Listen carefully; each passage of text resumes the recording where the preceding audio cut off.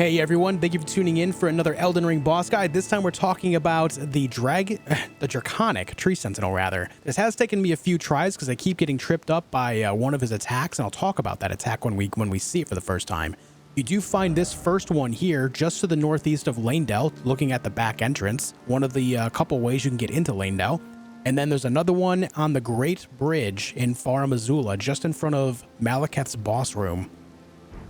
So I'm going to open up this fight with a bit of an introduction to a cheese strat, but I will not be cheesing him myself. I'll just be talking about how you can do it. And then we're going to talk about the rest of his moves, how I avoid them, and how I counterattack. With that said, let's get started. What you can do is if you don't alert him, you can actually run around the left side here, go around this side here through the trees and bushes. Do not jump because he will see you and hear you. What you want to do is just walk through, get behind him, nice and slow and steady. And then if you're standing right behind him, you can cast Poisonous Mist on him repeatedly.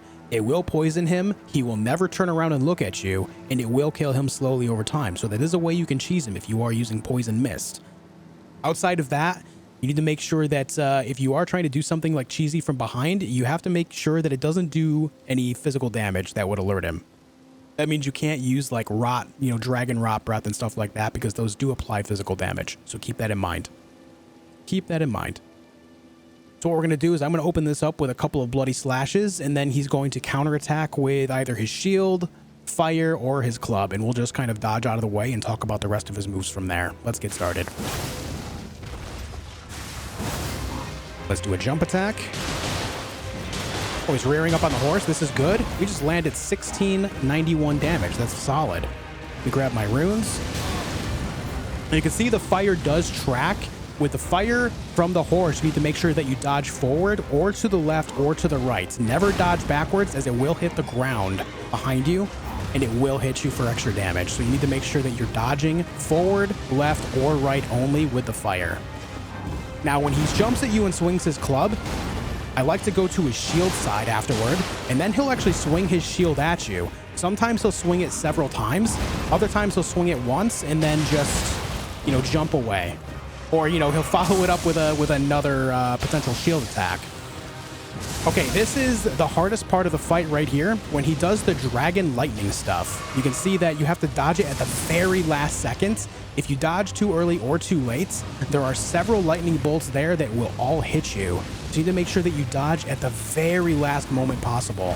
You'll see as well now his club is imbued with ancient dragon lightning, so you need to make sure that you dodge his damage even more so, because now he's doing extra melee damage with it. There will be a point where he will basically charge up a giant electric wave and send it at you.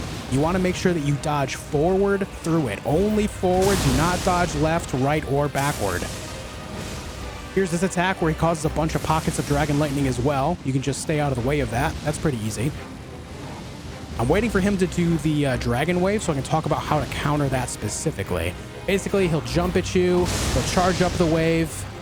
That's not it at all. Do the thing, man. Do the thing, man. Do it. Guys, he's not doing it. We have seen the majority of his moveset now, though, so there is that. So basically, the same rule applies. When he goes phase 2, you want to try to find a window of opportunity to go shield side and hit him melee on that side only. Do not try to melee him when on his right side, which is our left. If you do that, he'll likely just hit you with a club and do a ton of damage. Okay, here's the wave. I accidentally rolled sideways and somehow didn't get hit. But basically, if you dodge that, you need to back up immediately, because then he does a giant ground pound that casts a very wide arc of lightning all around him. If you get hit by that lightning from the first wave, you'll likely get hit by the ground pound, and both have a lot of frames that do a lot of damage. That's actually, this is my third take of this video now, and that killed me twice. You need to be very careful. All right, stay shield side. Melee him there. Here comes the lightning again. Outside of that, you can just go on from there and finish the fight however you please. If you are a mage, a spellcaster of any kind, you can basically just spam your spells in between his attacks, and you'll never have to worry about much. You can see that if you stay shield side, though, it's very easy to attack him, dodge his shield, and attack him again. As long as he doesn't jump away, you can land a bunch of damage that way. Those are your biggest moments of opportunity to land damage as a melee character. An alternate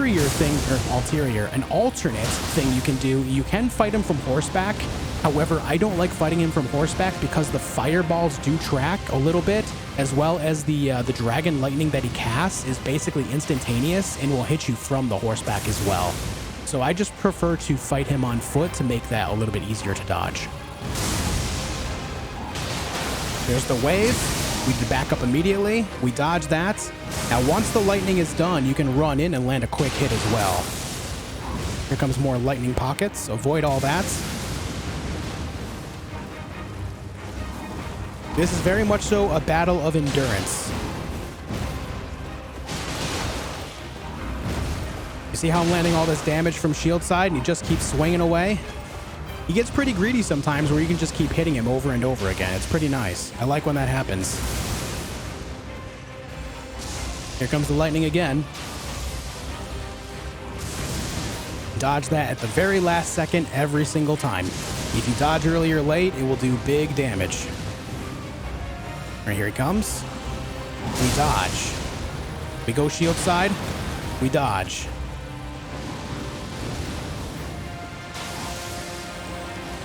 You can also move up on him during moments like this as well. I just prefer not to because it makes him a little bit unpredictable, as well as when he casts that as well, he uses it to pretty much scare you away. So I just prefer to stay back, wait for him to charge to me, so that way, if it's on his terms... Oh shoot, this might kill me. I dodged it! You can see that it has a lot of frames, and you have to dodge it very precisely, just like that attack there. It's very difficult to dodge. You'll also find that the wave that he sends out can be pretty difficult to dodge just because it has a weird like depth perception thing going on with it. All right, he's scaring us away with that, so let's back up. Fireball, I saw that a little late. I've done this fight many times, and even now I still find it difficult, so that's something to keep in mind as well. Even experienced players will get hit by this stuff very often. Just something to keep in mind, so if you do find this fight frustrating, you know, just know that it's normal, okay? But anyways, he's down now. He gave us a moment of opportunity to finish him off, so we're good. You'll see here that he does drop 50,000 runes as well, which at this point is basically a free level, so that's cool. And then you get the Dragon Claw and the Dragon Shield, so you can cosplay as him if you'd like. The one over in Farm Azula will drop the Draconic Tree Sentinel armor set, so if you want to really be the whole set, you can get the entire set by defeating both of them in the game. Anyways, folks, I'm out of here for now. Thank you for tuning in, and thank you for liking, commenting, and subscribing. I hope this video helps you defeat him, and I'll see you soon for more.